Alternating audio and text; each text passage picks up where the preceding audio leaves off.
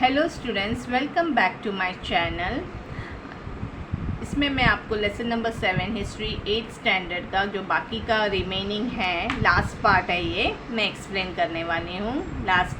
बाकी का मैंने गए जो भी है वो मैं लास्ट वीडियो में एक्सप्लेन कर चुका है, जैसे कि progress of non cooperation movement के बारे में, नॉन कोऑपरेशन मूवमेंट क्या है उसके बारे में सब मैंने एक्सप्लेन किया था। अगर आप मेरे वीडियो को देख सकते हैं अगर आपको एक्सप्लेनेशन की ज़रूरत है तो। स्वराज पार्टी, इसके बाद क्या आता है स्वराज पार्टी के बारे में। Indian national Congress member Motilal Nehru, Chittaranjan Das put the idea of contesting election. अभी इन्होंने जो ये लोग लॉयर्स थे और बहुत काफ़ी रिनोन्ड लॉयर्स थे, मतलब बहुत फेमस लॉयर्स थे, तो उन्होंने बोला कि हमें इलेक्शन कंडक्ट करना चाहिए।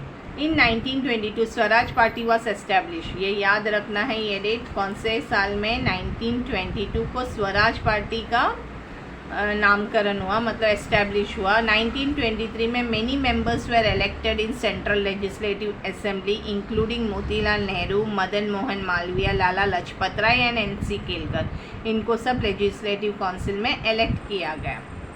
Swaraj party oppose the unjust policies of British. जब वो इलेक्ट हुए लेजिस्लेटिव असेंबली में, तो उन्होंने वहाँ पे सीधा सीधा प्रदर्शन किया कि हमें आपकी पॉलिसीज़ बिल्कुल भी पसंद नहीं है, क्योंकि वो हमारे कोई भी फेवर में नहीं आता है, वो हमारे हित के लिए बना ही नहीं है। जो फ़ायदा है, जो पॉलिसीज़ आप बनाते हो उससे सिर्फ आप ही का फ़ायदा है, हमें उससे कोई लाभ नहीं होता। They demanded responsible government made a resolution to be passed in assembly for the release of political leaders from prison to call for round table conference, but the government rejected most of the demand. उन्होंने demand किया, जैसे उन लोग elect हुए legislative assembly में, उन्होंने demand किया कि उन्होंने सीधा सीधा बताया कि हमें आपकी पॉलिसीज़ बिल्कुल भी मंजूर नहीं है। दूसरी बात तो उन्होंने ये भी बोला कि रेस्पॉन्सिबल गवर्नमेंट होना चाहिए और हमारे जो भी लीडर्स जो भी जेल में बंद है, कैद है, उन्हें सबसे पहले आपको निकालना पड़ेगा बाहर। उसके बाद राउंड टेबल कॉन्फ्रेंस रखते हैं, एक मीटिंग रखते हैं, उसमें बातचीत से जो भी फैसला करना है वो बातचीत थ्रू करेंगे करके। लेकिन गवर्नमेंट ने क्या किया, रिजेक्ट किया उनके डिमांड को गवर्नमेंट ने बहुत सारे डिमांड्स उनका मना कर दिया। उसके बाद नेक्स्ट है साइमन कमीशन, बहुत इंपॉर्टेंट है Simon commission. Montagu Chelmsford act of 1919 was unsatisfactory and created discontent among the Montagu ने, क्लेम्सफोर्ड ने जो भी ये पॉलिसीज़ बनाया था, उससे भी इंडियंस बिल्कुल भी खुश नहीं थे। New commission was appointed under the leadership of sir John Simon in which none of Indian member were included. तो इन लोग ने नया कमीशन बिठाया, नया एक बोलते हैं ना, एक नया ये कमीशन बनाया, तो उसमें किसके अंडर में था, वो जॉन साइमन के अंडर में, और जिसमें एक भी इंडियंस को उन्होंने शामिल नहीं किया था। तो Simon go back was the slogan given by the people to protest. तो लोग इतने गुस्सा हो गए, नाराज़ हो गए, उन्होंने सीधा एक स्लोगन ही बना दिया, साइमन गो बैक करके। लाठीचार्ज और डेमोन्स्ट्रेटर वाज डन। तो बहुत मतलब लोग बहुत गुस्से में आके रास्ते पे निकले, प्रदर्शन किया, तो उन पे लाठीचार्ज चलाया गया। फिर लाला लाजपत राय जो लीड कर रहा था वो डेमोन्स्ट्रेशन इन लाहौर में, where Saunders a police officer attacked him. तो लाहौर का जो प्रदर्शन था वहाँ पे लाला लाजपत राय लीडर थे, मतलब वो लीड कर रहे थे, तो उनके ऊपर अटैक किया गया और उस पुलिसमैन का नाम साउंडर था। इन्हें प्रोटेस्ट लालाजी सेड, लेकिन वो बहुत ज़ख्मी हुए थे, उनको काफ़ी लगा, चोट लगा था। तो every blow of my body, उन्होंने एक डायलॉग बोला ना, एक डायलॉग जैसा बोला, जो भी मार मेरे बॉडी में लगा है, मेरे शरीर में जितने आपने बोलते हैं ना लाठी मारी है, will prove a nail in the coffin of the British empire. ये आप लोगों का अंत है करके, यहाँ से मतलब आपका कब्र आपने खुद ही खोद लिया है, जितना तुमने मुझे मारा है उसके लिए तुमने खुद एक अपने लिए कब्र खोल दिया। ऐसा एक बोलते हैं ना, उन्होंने एक डायलॉग मारा, क्योंकि उनको काफ़ी मारा गया था लाठी से, उनको लाठी चार्ज किया गया था और थोड़े ही दिनों में वो गुज़र गए, मतलब वो काफ़ी मतलब उनको लगा होगा बहुत मारा था, तो उसमें वो गुज़र गए। उसके बाद आता है Nehru report, Nehru report. Pandit Motilal Nehru was the chairman of all party committee.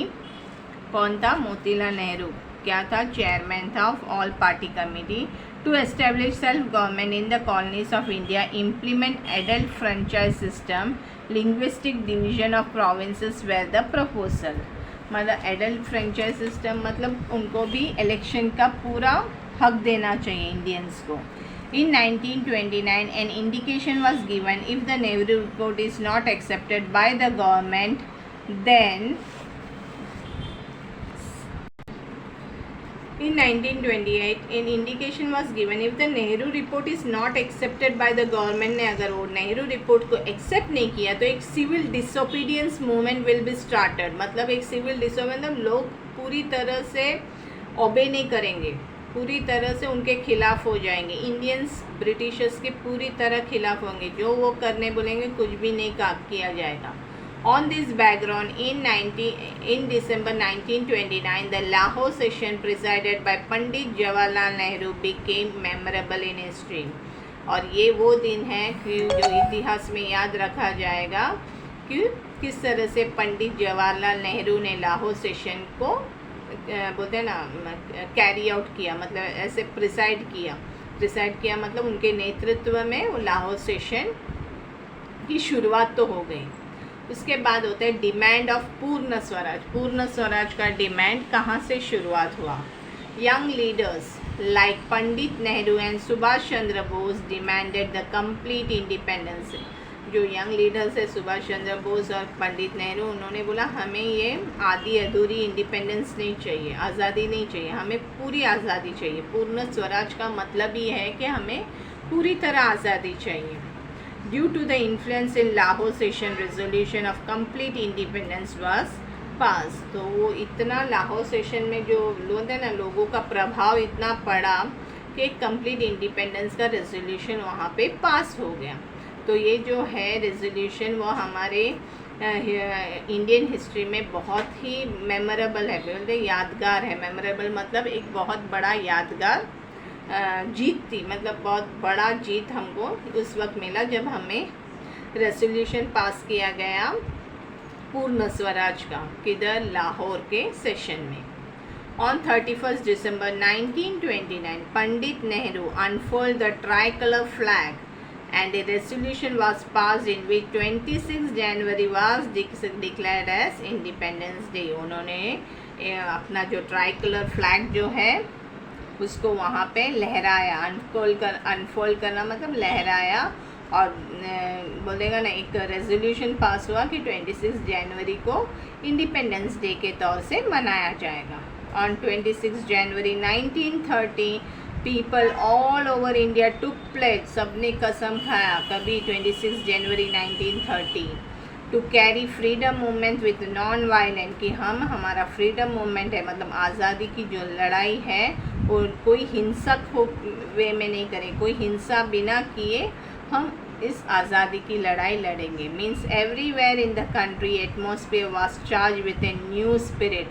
वहाँ से 1930 से बोलते हैं ना लोगों में एक अलग ही जोश था, एक उन्मेष था कि किसी भी तरह से हम इस आज़ादी को हासिल करेंगे और उसके लिए चाहे कुछ भी हो जाए। बोलते हैं ना लोगों में एक उम्मीद की किरण नज़र आई। और वो कहाँ से शुरुआत हुआ? जवाहरलाल नेहरू, पंडित जवाहरलाल नेहरू का लाहौर सेशन में, जहाँ पे उन्होंने पूर्ण स्वराज की डिमांड की प्रस्तावना रखा और वो रेजोल्यूशन भी पास हुआ कंप्लीट इंडिपेंडेंस का। और नेहरू जी ने अपना इंडियन फ्लैग को लहराया और 26 जनवरी 1930 को, मतलब 26 जनवरी को इंडिपेंडेंस डे, एक्चुअली हम वो रिपब्लिक डे के तौर पे बनाते हैं। इंडिपेंडेंस डे हमारा 15 अगस्त है और धीरे धीरे आपको आगे पता चलेगा कि डेट्स चेंज हो गए। तो 26 जनवरी को पहले उन्होंने ऐसे डिक्लेयर किया कि ऐसे इंडिपेंडेंस डे को डिक्लेयर किया था। और सब पूरे इंडिया में बोलते हैं ना एक जोश और लोगों में एक स्पिरिट, नया जोश उमंग गया। उनको एक बोलते हैं ना सूरज की किरणें नज़र आए कि कुछ ना कुछ अभी हो सकता है करके। तो ये रहा ये लेसन, 7th लेसन यहीं पे कंप्लीट हो जाता है। आई होप आपको जितना मैंने एक्सप्लेन किया है वो पूरी तरह समझ में आया होगा। अगर आपको पसंद आ गया होगा मेरा एक्सप्लेनेशन तो आप प्लीज़ उसे लाइक, शेयर और सब्सक्राइब कीजिए। Thank you.